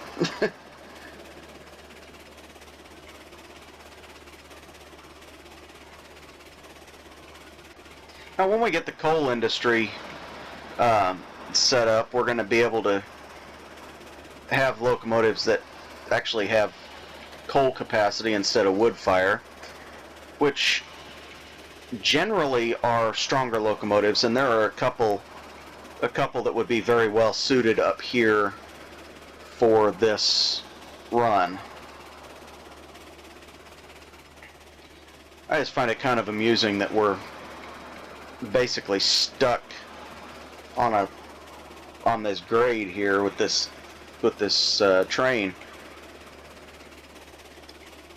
because you wouldn't really think that that locomotive is as underpowered as it is. It's only 6 cars, but I guess if they couldn't make it up a 1% grade, stand a reason they couldn't make it up a short grade like that either. So we're gonna go ahead and cross over onto the other line here and see what we can do about getting hooked up again.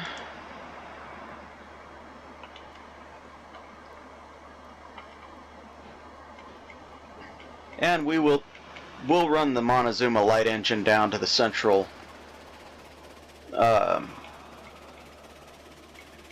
depot and call it a day. I did look at my funds in the game, and it does not look like we're going to be able to get a new locomotive today. But by the next running session I do, we'll have enough to get one. As for right now, though, we're going to see what we can do about getting this train unloaded where it needs to be. Okay.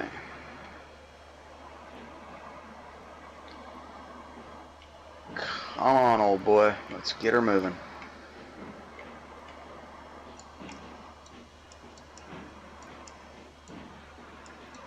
Okay, and that's already set where we need it to go. Now you notice we're actually having a little bit of difficulty this time, but not so much that we can't get rolling.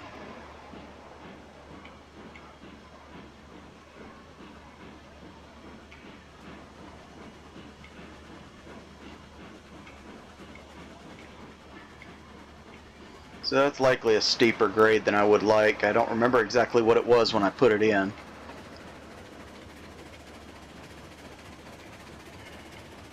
But we're rolling now, so that's what matters. And we're not going to bother with doing multiple loads today on this, specifically for the fact that it's just going to be a couple of back and forths, and I don't really see a need to. So we're going to finish off this episode with detaching the water train in the yard and sending Pete and the Montezuma back down the mountain, parking Pete at the meatpacking plant, and sending the Montezuma on down light engine. See if we can get this stopped in the right spot.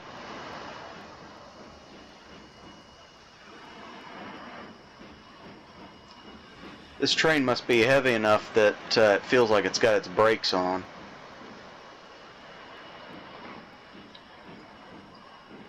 But I don't think it does. I think it's just that heavy. So we may need a fairly good sized locomotive to haul these. And we need 100, so we're going to need 100 units of water, so we're going to need several of these trains worth.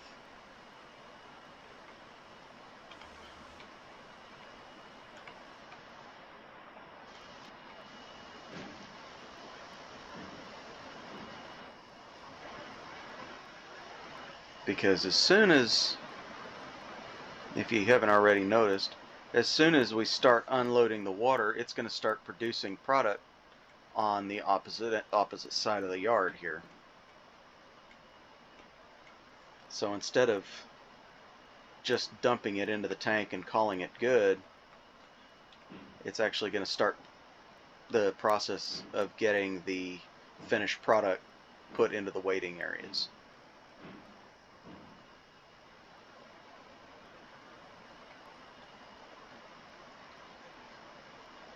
At least unloading is easier than loading.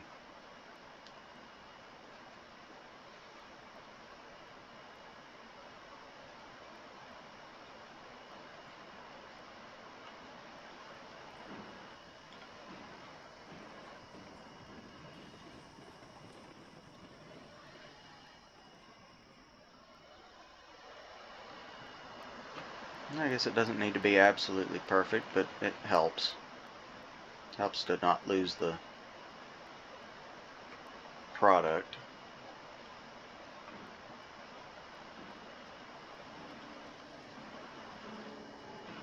So yeah, I think we're gonna go ahead and get a much larger, more powerful locomotive to work up here versus the Montezuma. That was an idea, but ultimately it didn't pan out, which is all right. We live and learn.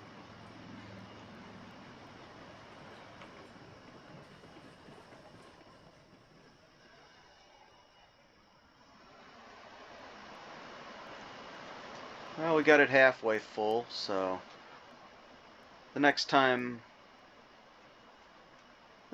we see this train, it will be, or the next time we have this train up here, that tank will be full and will be good to run finished product back down the hill.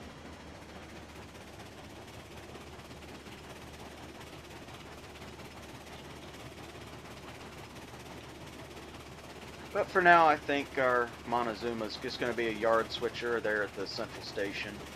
Basically just a roundhouse queen that never gets out, never gets used much.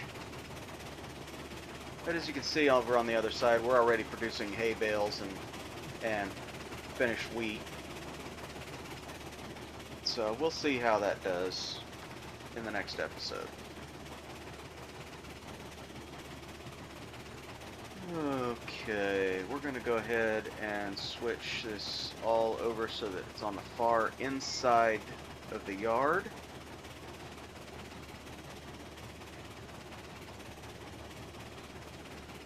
And we're going to detach the Montezuma and the Climax, and we're going to call it a day after we get everything down to the bottom, after we get everything put down in the proper roundhouse. Okay, so we're getting ready to park this consist here. Let's see if we can get it parked before we hit that switch. And we should be able to.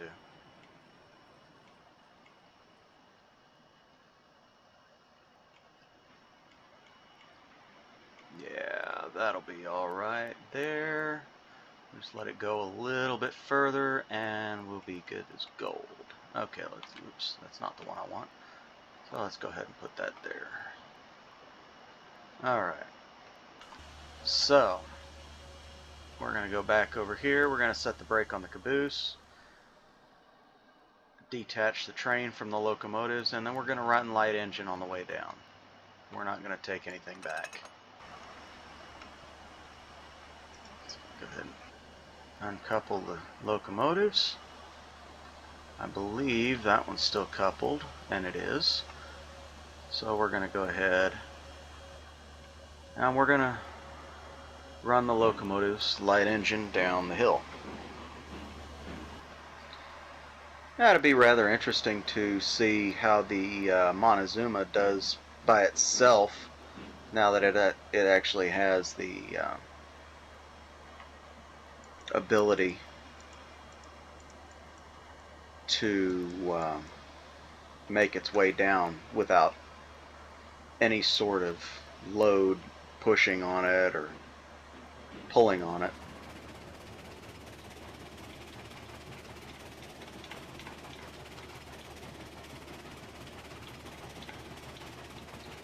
And right now it's only being held back by the climax, so it's not going to go more than, or it's not going to go faster than the climax can, because these two are controlled at the same time, which makes playing it, one person just a little bit easier.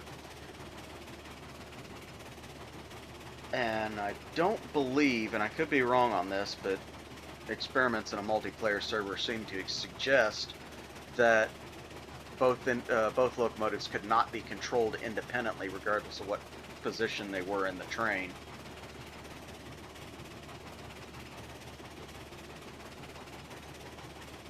So I think that's kind of a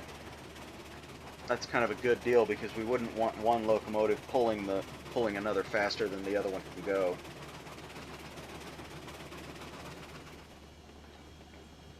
Just like this, we're going to be easily running 20 mile an hour down the hill, but like I said, that's a scary, like I said earlier in this episode, that's a scary prospect.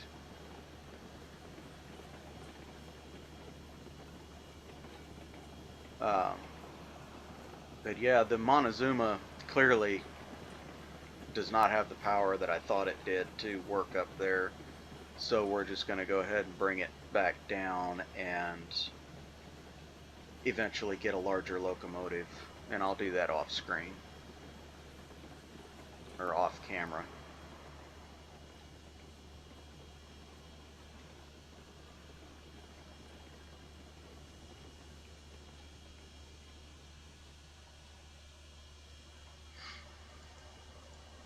But for now, we're going to go ahead and do some silent running until we get back to the bottom station.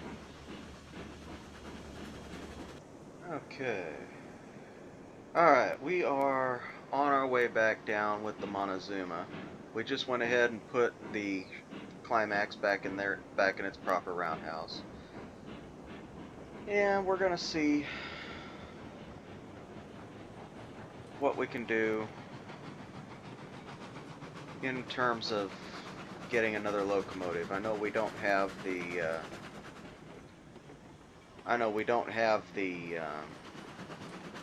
funds available right now, but it shouldn't take too very long to get them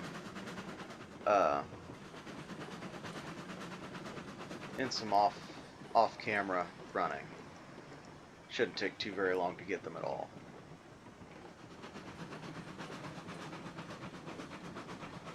And this locomotive, we are definitely going to have to ride the brakes on, because it can do a lot faster than the climax can.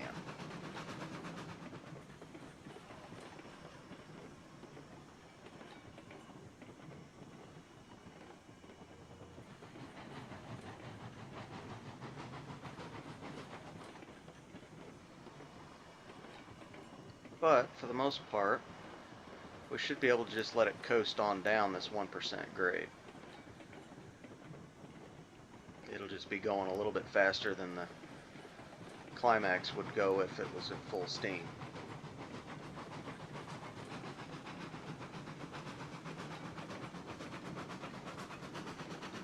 So with that, I think I'll join you guys back at the central depot, and we'll see what we can do.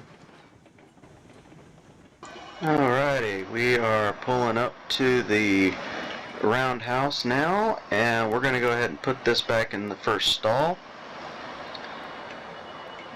And then we're going to take a look and see maybe what locomotive that we would want to purchase to do the work that I thought this one would be able to do.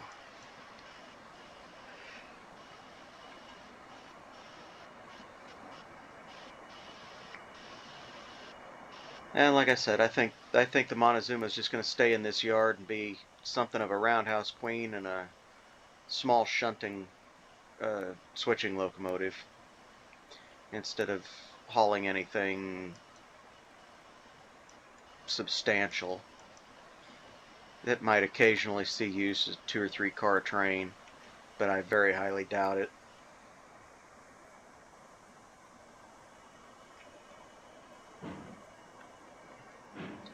As it stands, this locomotive just is not strong enough to do very much. and certainly not do what I need it to do. So we'll find a new job for it.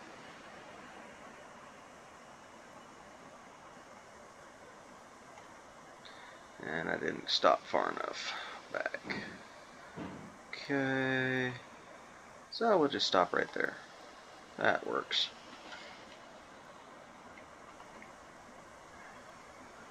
Shut the light off. We'll call it a day. Come back over here where I start the videos. Right here on this little patch right here, and we'll turn back and take a look. Alright, so let's go into the buy menu, see what we could probably use to do the work of that locomotive.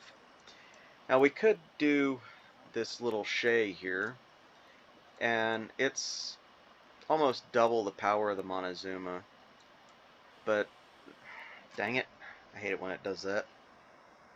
But not quite the power, or double the power of the Montezuma. It might be able to do the work, but I doubt it. We could use it on the switchbacks going up from the central state, or from the central depot here up to the meat packing plant.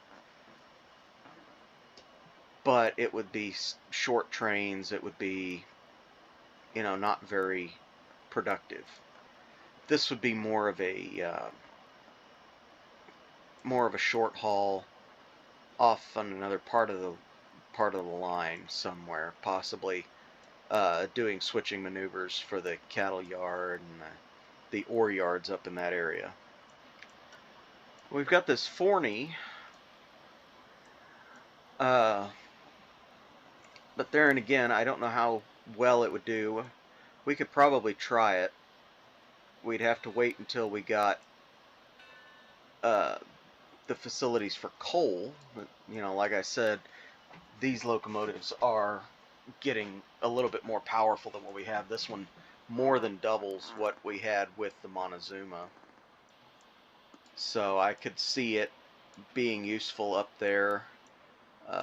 That's not what I wanted. I just wanted to scroll. We could get another mogul. We could actually get the coal burning, but there and again, we'd run into the same problem as with the Forney. Or we could get the Heisler. Now the Heisler is going to be probably about the same speed as the Climax, but it will be geared for torque and can run up and down the switchbacks just as easily as the Climax can. We could also do one of these smaller tank engines. I don't think we'll need something as large as this, but we're getting into the larger locomotives the further we go across the board here. Now, when we get capacity for coal, this would be a very good locomotive for that little area. It's small, compact, but also quite powerful, as you can see. 13,513 foot-pounds of torque, or tractive effort, excuse me.